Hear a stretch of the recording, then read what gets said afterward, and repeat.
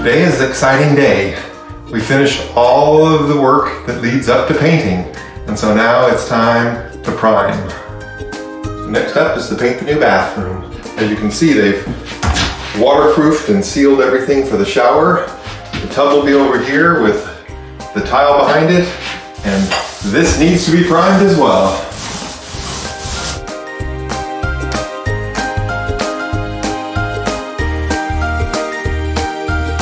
I'm a pretty experienced painter. I've painted lots of rooms, and it's easy for me to reach the high spots because I'm tall. So let's do it.